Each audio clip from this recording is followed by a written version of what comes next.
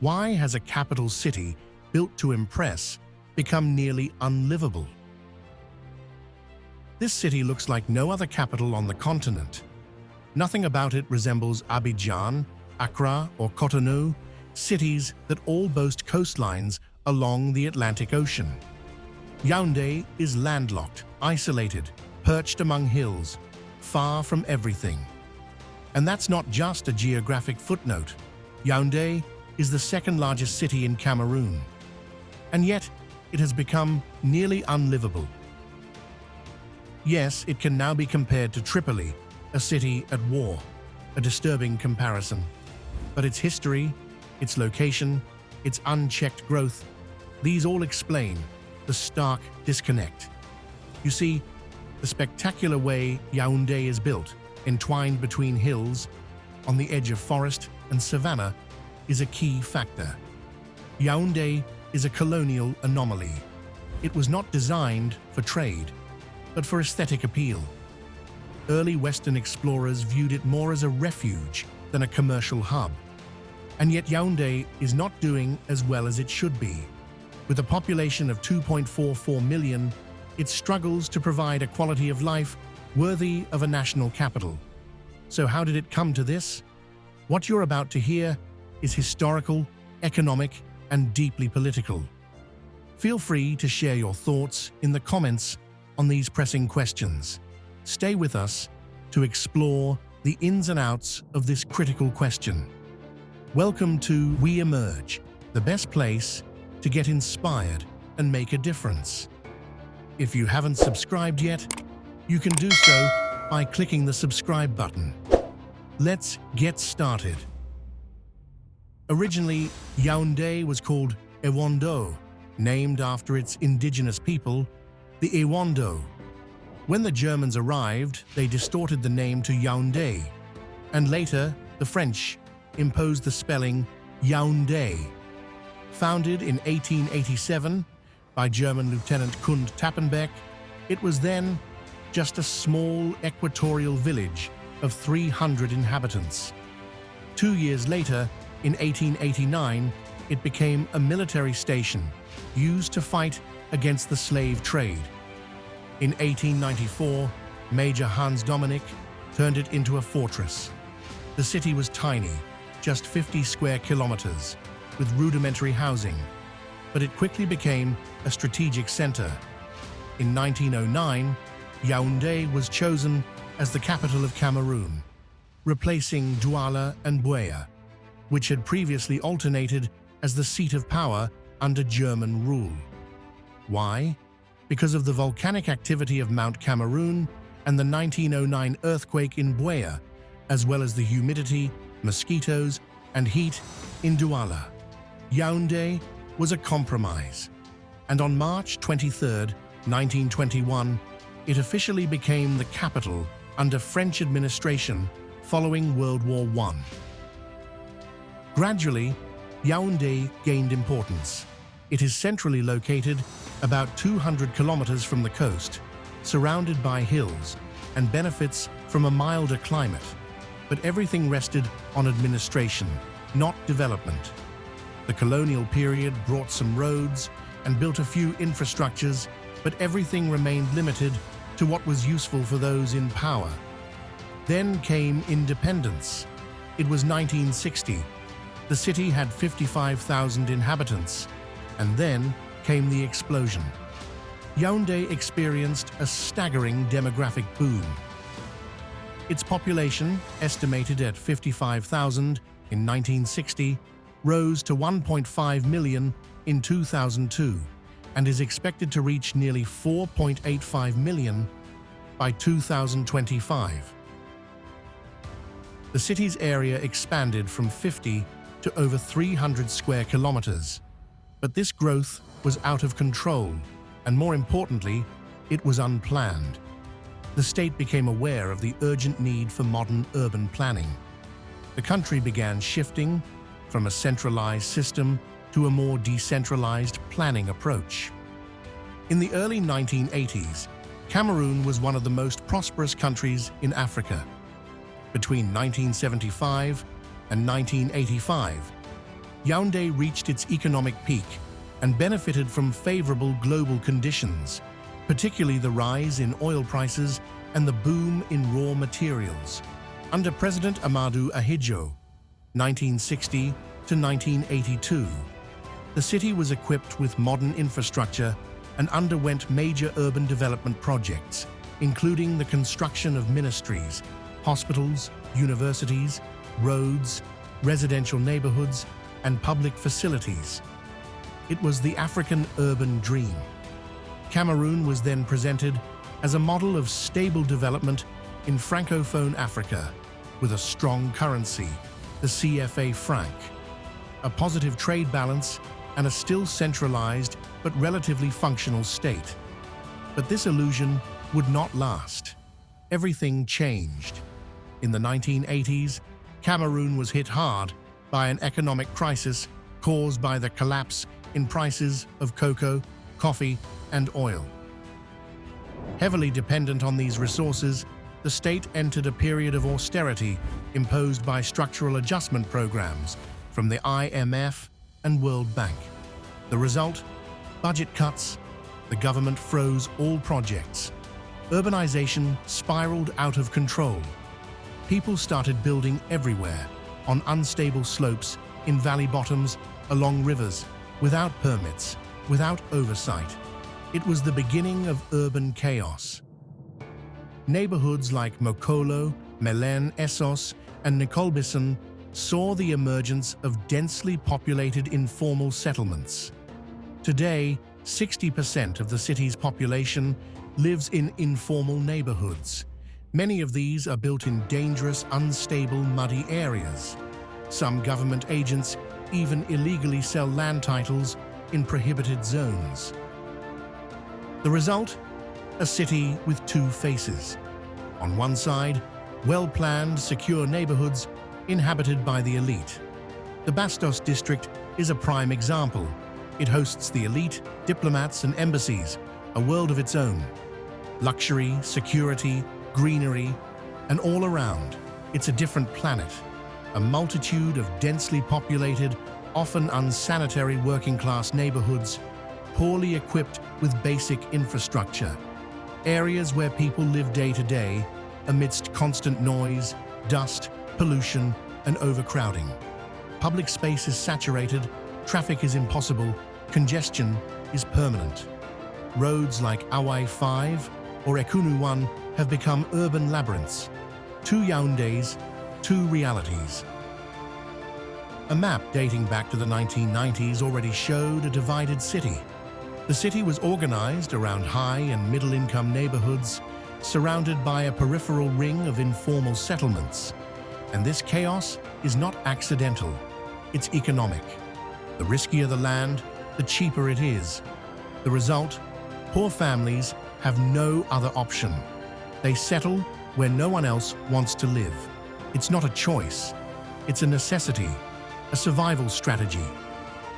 Despite its growth, The GDP per capita rising from $119 in 1960 to $1,736.09 in 2023 remains insufficient to guarantee most city dwellers a decent and safe home. Neighborhoods like Briqueterie, Messa, Madagascar, Elig Efa, Jongolo, Mvog Ada, Essos, Ekunu, or Mélène bear witness to this. There you'll find slopes steeper than 30%, hand-dug embankments, makeshift foundations, houses hanging over voids, often without any soil stabilization systems such as retaining walls. The result? Tragic landslides. That's exactly what happened in Bankolo in October 2023. A landslide took 27 lives in a single night. And it won't be the last. These deaths are not accidents. They are consequences. In Yaoundé, even the ground can kill you. The congestion doesn't stop at buildings. Markets spill over into the roads. Shops encroach on sidewalks. Pedestrians walk in the middle of traffic. And cars honk into emptiness. The city has become an urban jungle where everyone is just trying to survive. And yet, space is not lacking, it's simply misused. As a result, the city is literally suffocating. Roads like Awaivi or Ekunu 1 are perfect examples of this phenomenon.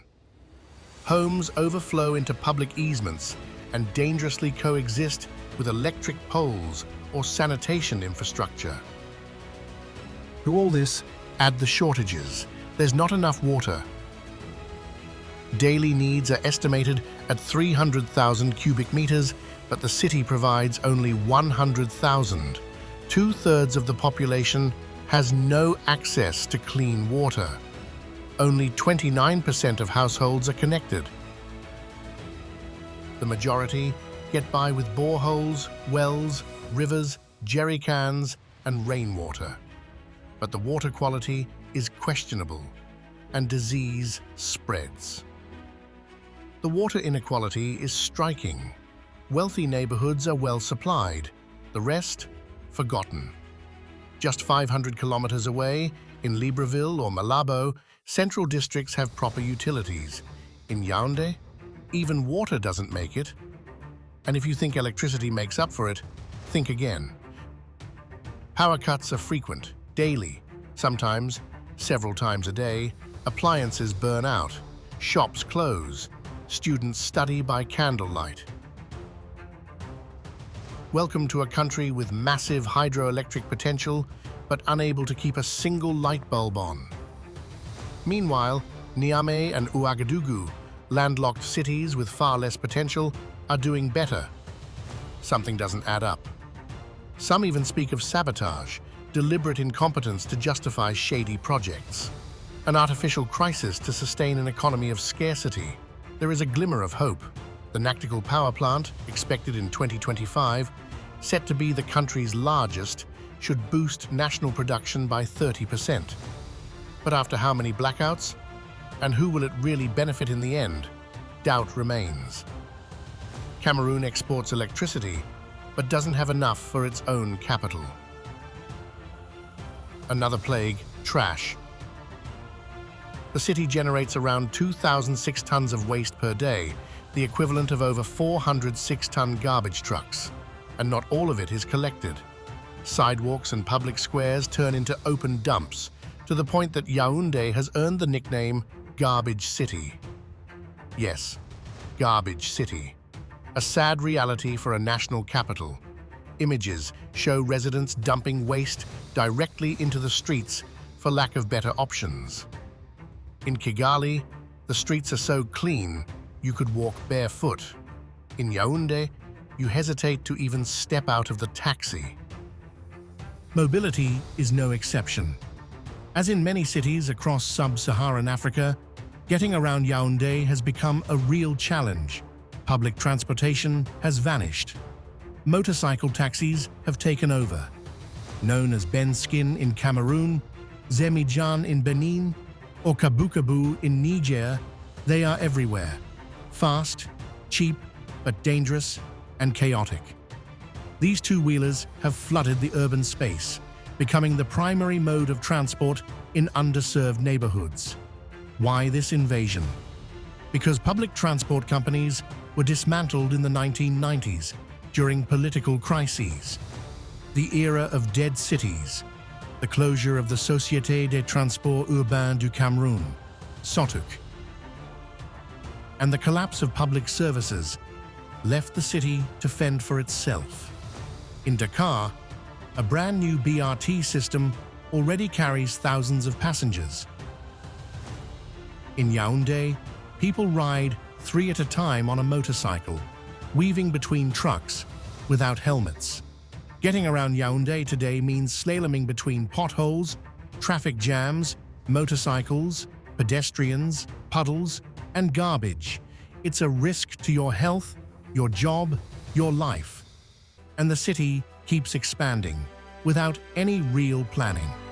This uncontrolled urban explosion puts immense pressure on already fragile infrastructure, especially since Yaoundé is also a regional transit hub, intersected by several key corridors: Douala, Kribi Bangui N'Djamena, N'Djamena Yokojum Brazzaville, or Ambam Libreville. Hundreds of heavy trucks pass through the city every day. To address this, a 90-kilometer, 45-meter-wide ring road project was launched. The goal? To decongest the city and ease regional transit between Douala and neighboring countries like Chad, the Central African Republic, and Gabon. But one question remains. What's the point of a shiny new ring road if the roads leading to it are already in ruins? This is where everything comes together.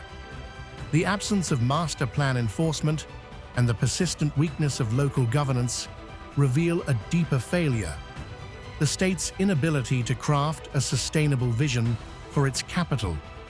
Criticism of the current regime, now in power for over 42 years, is growing louder. Many point to corruption, embezzlement of public funds, project overbilling, and endless construction sites like the Olembe Sports Complex, now a national joke. Billions swallowed, a never-ending project. Or the Douala-Yaoundé Highway, still incomplete. Yaoundé, the political capital, is riddled with insecurity. Robberies and thefts in the streets and in cabs are on the increase, and the fear of being mugged is strong. Acts of delinquency, sometimes violent, are regularly reported in the city of Yaoundé, to such an extent that people travel by car with locked doors and closed windows, day and night. Despite the efforts of the security forces, the city is plagued by microbes. Rebuilding Yaoundé, it would take billions, years of work, a complete shift in mindset, and above all, a political will that many say simply doesn't exist. What Yaoundé lacks is vision. One could build roads, upgrade neighborhoods, supply clean water, bring electricity to homes, and install proper waste management systems. But nothing will truly change unless the way this city is conceived changes too. Because in Yaoundé, it's not just the infrastructure that's failing, it's the human systems, corruption, impunity, lack of oversight, the disconnect between leaders and the people. All of it makes the situation feel almost irreversible. And even if, tomorrow, the state were to launch a massive urban transformation plan, there's no guarantee that mindsets would follow. Survival habits, deep mistrust of the authorities, chaotic land occupation, these don't vanish with a budget line. In Yaoundé, the state has failed, both to organize space and to manage its population. And the consequences are visible at every intersection, every landslide, every blackout. And yet, Yaoundé wasn't meant to become this. Back in colonial times, it was envisioned as a green, peaceful, comfortable city. Today, it's on the verge of suffocation. In recent years, there have been some efforts, master plans on paper, a few road or drainage projects, but these steps remain small compared to the scale of the backlog. Meanwhile, the population keeps growing. In 2025, the city nears 5 million inhabitants. By 2050, that number could double, but the infrastructure, it's not doubling. So the real question is this: can Yaoundé still rise again? And if so, what will it look like 25 years from now? A futuristic, inclusive, rehabilitated capital, or a fractured metropolis choking on its own growth? No one can say for sure. But one thing is certain: if nothing changes, Yaoundé won't collapse like a building. It will collapse in silence, street by street, neighborhood by neighborhood. And could you imagine living without water, roads, or electricity in your own capital city? Let us know in the comments.